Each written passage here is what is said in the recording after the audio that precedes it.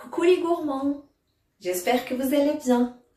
Aujourd'hui, je vous embarque avec moi en cuisine pour préparer une brioche juste magnifique. La ruche d'abeille. Eh oui, la pâte, elle est facile à faire et les étapes, vous me suivez seulement. Et le goût, je vous dis pas, vous allez vous régaler. Alors, sans tarder, suivez-moi en cuisine. Alors, pour cette magnifique brioche, on aura besoin de 2 verres de lait tiède, 4 cuillères à soupe de sucre, un œuf plus 2 blancs d'œufs et on va garder les jaunes pour la dorure, une petite cuillère à café de vanille, beurre fondu 150 g, l'équivalent de 4 cuillères à soupe, et une cuillère à soupe de la levure boulangère et une petite cuillère de café de sel. On commence par le lait.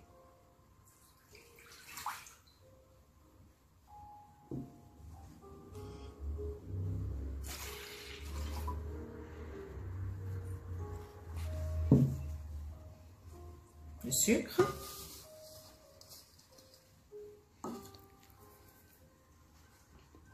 Et la levure boulangère.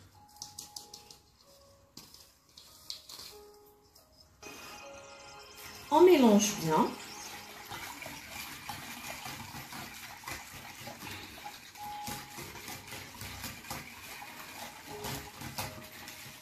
On rajoute l'œuf avec les blancs d'œufs.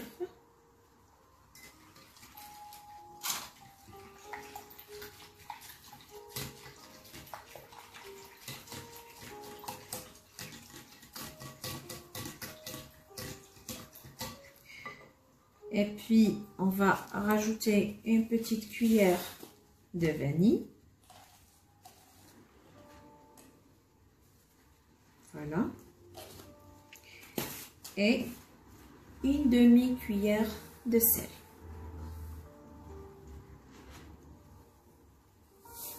Voilà. On mélange encore une fois. À ce moment-là, on rajoute le beurre fondu.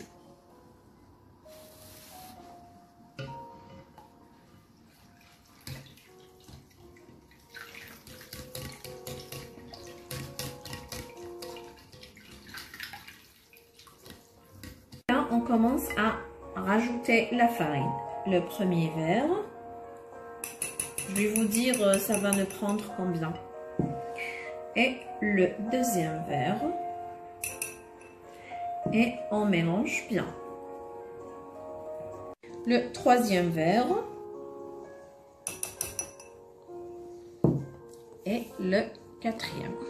On mélange toujours. Le cinquième et le sixième. On rajoute la farine peu à peu. Parce qu'en fait, le secret de cette brioche, que la pâte reste collante un petit peu pour obtenir une brioche moelleuse. Après avoir rajouté 1,5 verre de la farine, voilà la pâte que vous devez avoir. Bon, un petit peu collante, mais c'est ça le but en fait. Voilà. On fait travailler juste un petit peu, on n'a pas besoin de faire beaucoup. Et là, je vais la mettre dans un saladier et la filmer pour la laisser se reposer, que le volume va doubler. Voilà.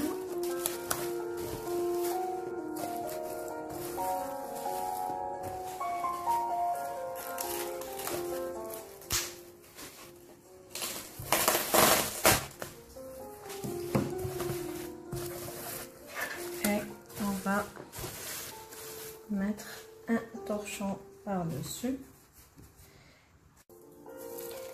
Et voilà, ma pâte elle est bien gonflée.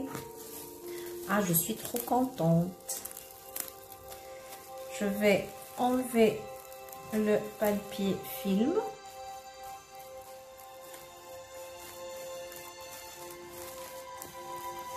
Et on commence à décoller la pâte du saladier pour commencer à travailler avec. Alors franchement, la pâte, elle est magnifique. Voilà, on va la récupérer. Hop là. À former des boules. Pas trop grands, pas trop petits.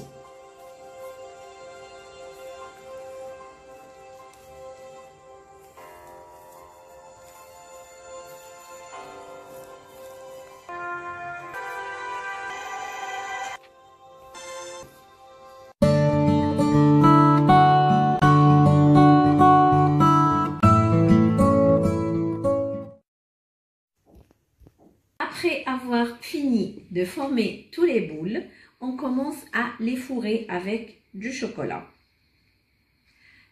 Si vous voulez utiliser du chocolat liquide, il n'y a pas de souci. Moi, je vais utiliser des petits carrés au chocolat.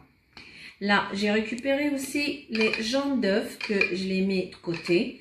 Et je l'ai rajouté un peu de lait et un peu de Nescafé. Déjà pour débarrasser de l'odeur. Et de deux pour donner une bonne dorure.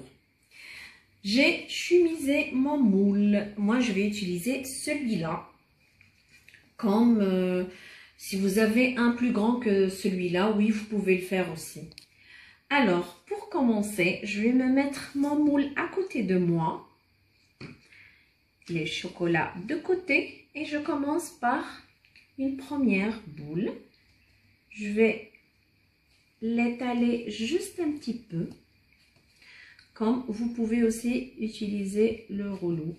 Moi, c'est cette étape-là, je me retrouve avec. Alors, je le prends comme ça. Je mets un carré de chocolat à l'intérieur et je commence à fermer les côtés. Très, très bien. Et puis, reformer ma boule. Et voilà. Je vais bien la faire. Comme vous pouvez aussi travailler sur le plan de travail ou sur la table. Voilà. Et là, je vais la poser dans le moule. Je vais faire encore une deuxième avec vous. Étaler la pâte. Comme ça. Chocolat à l'intérieur. On ferme les deux côtés de face, puis les deux côtés et puis les quatre côtés. On ferme très très bien. Comme ça, le chocolat, elle s'échappe pas. On fait tourner très bien la boule. Il faut bien former la boule. Voilà, regardez, elle est vraiment bien fermée. Alors, ne vous inquiétez pas qu'il y aura après une petite fuite. Et voilà, je vais la déposer aussi à l'intérieur, sauf qu'il faut laisser un peu d'espace parce que encore la pâte reposer une deuxième fois. Alors c'est pour ça qu'il faut laisser un petit peu d'espace comme ça. Je vais faire encore une troisième. Voilà, j'ouvre bien mon chocolat à l'intérieur. Ça et ça. Et voilà. Je vais rouler encore ma pâte. Une fois aussi sur la table.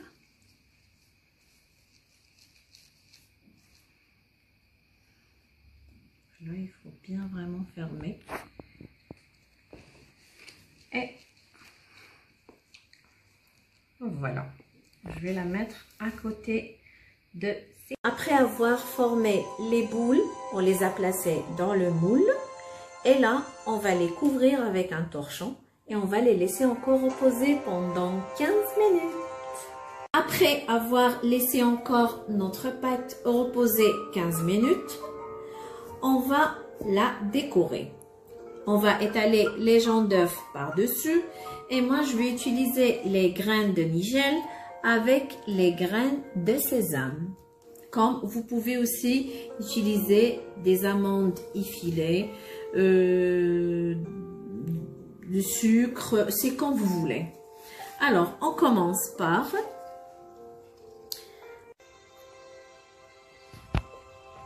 voilà, on va mettre un peu partout.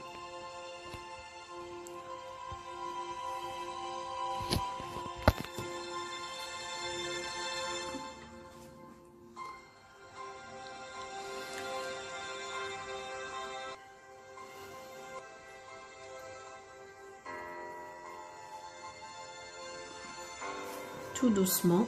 Et voilà, après avoir décoré mes deux brioches, je vais les faire placer au four à 170 degrés. À peu près, ça va nous prendre 20 à 25 minutes. En tout cas, on va remarquer quand ça sera prêt. Et on se reverra après. À tout à l'heure.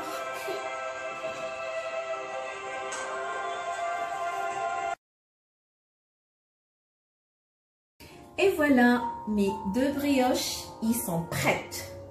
Regardez-moi ça, comme ils sont belles, moelleuses.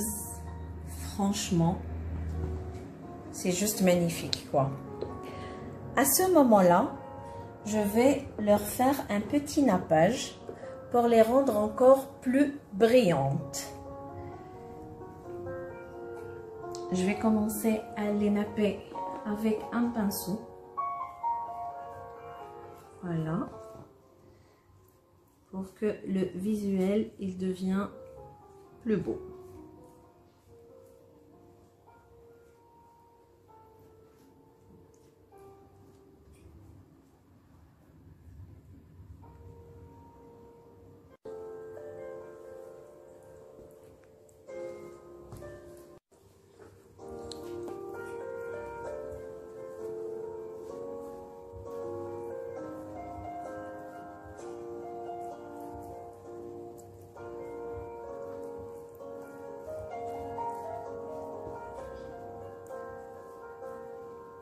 Et voilà. Je vais vous couper un petit bout pour voir comment ils sont à l'intérieur.